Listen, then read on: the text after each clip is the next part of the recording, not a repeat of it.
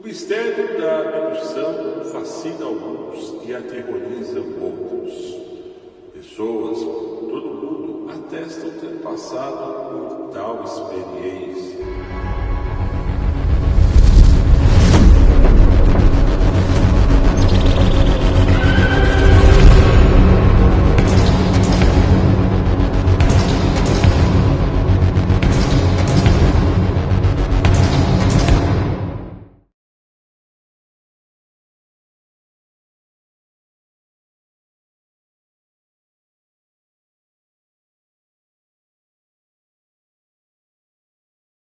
Uma característica desses alienígenas da minha obra é que eles são alienígenas comunicacionais, entendeu?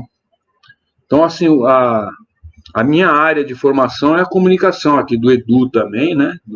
É a comunicação. Então, a característica marcante desses alienígenas é a comunicação. Eu explorei muito isso. Entendeu? Então, assim o personagem, de repente, desaparece, né?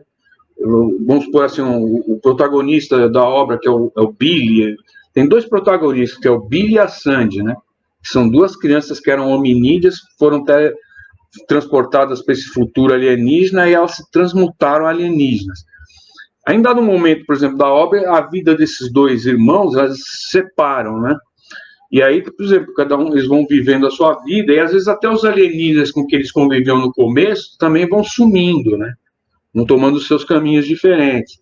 Inclusive, esse professor Y, uma hora ele perde o protagonismo e some. Mas como eles vivem num mundo assim que é tudo conectado e assim e de comunicação instantânea, então o cara, eles podem viajar no tempo, mas eles continuam mantendo contato simultâneo, assim, e não tem, como é que fala, delay na comunicação dele. Então, de repente, um alienígena, um desses personagens estão conversando em alguma coisa, aí do nada, esse alienígena que fazia um tempão que não aparecia na obra, entra no meio da conversa e começa a conversar, e dá um palpite lá. Eles estão sempre conectados. Entendeu? Essa é uma das características dele, a comunicação instantânea, não só entre diversas entidades diferentes, mas entre as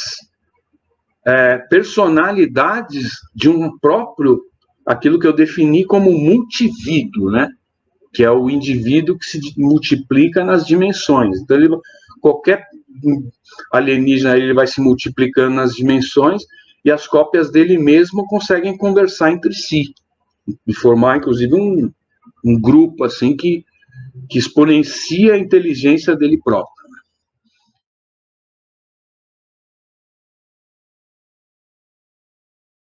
E o barato é o seguinte, que o ponto presente da obra é esse ano de 1978.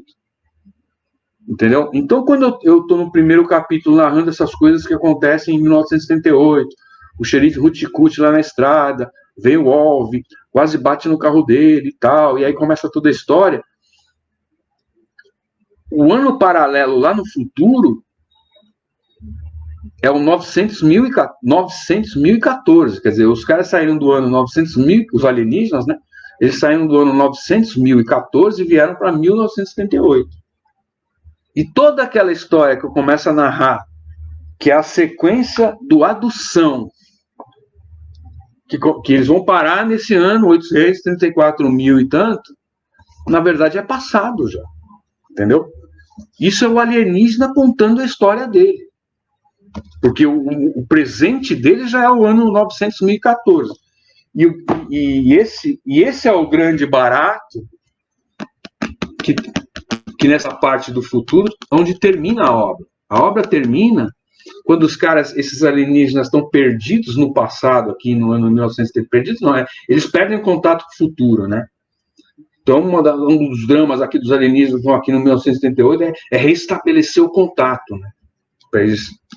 Então, aí no final da obra, mais para o final da obra, eles restabelecem esse contato. Então, aí eles restabelecem o contato, eles estão contatando esse futuro de 900.014. Então, toda aquela história que eu estou narrando de 834 mil, tal, que vai ao longo da saga aqui, já é um passado.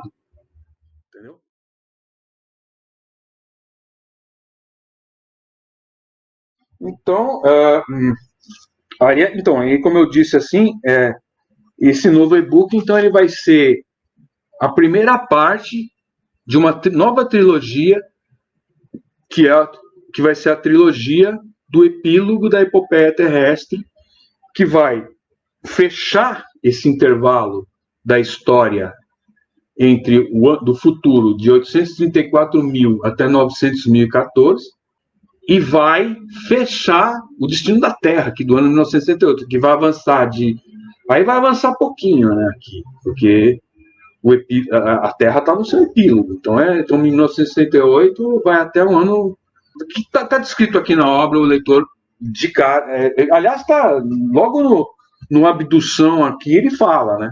No primeiro livro, no primeiro capítulo, já está definido até onde vai a data, entendeu? Que é a tal da data limite. Qualquer coincidência aí com o termo aí no mundo da ufologia ou pode não ser mera coincidência.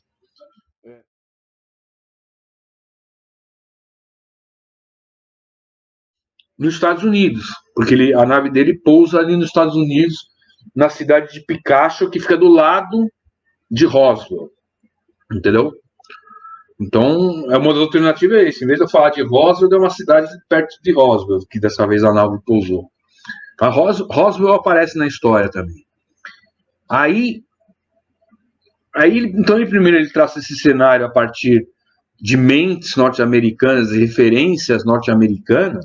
Depois ele vem para a América do Sul, traça uma história do Brasil e tal, insere o Brasil no cenário geopolítico. Aí ele vai para a Europa, porque ele está fora da nave, né? A nave está encalhada. Então ele vai para a Europa. Aí ele começa a traçar o mesmo cenário a partir da visão dos comunistas, entendeu? Então ele vai lá para a Alemanha, não sei o quê.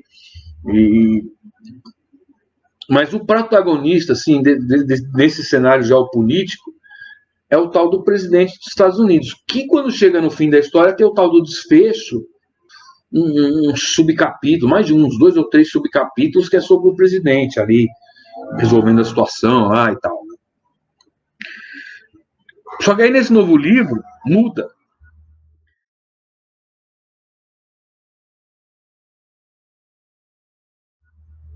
Nesse novo livro, passa a ser protagonista, em vez do presidente dos Estados Unidos, passa a ser o chanceler da Alemanha. Não que o presidente dos Estados Unidos não participe mais da história, mas ele não tem mais protagonismo, né? O protagonismo passa a ser do chanceler da Alemanha, inclusive tem a participação, tem muito do presidente chinês também. Mas o protagonista mesmo é o presidente alemão, o chanceler da Alemanha, né?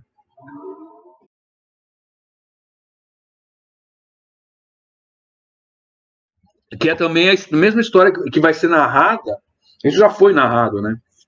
Já foi narrado nesse aqui, ó. Que mostra como esse alienígena da capa saiu do futuro e veio para o passado. O nome dele é Nhoque, que na verdade foi uma paródia aí do famoso do Enoque, que quem conhece é um personagem bíblico, né? Que dizem que andou nas estrelas, que ele foi e voltou, inclusive parece que ele viajou no tempo, porque ele volta, ele entra numa nave, vai embora e depois ele volta, acho que 200 anos depois.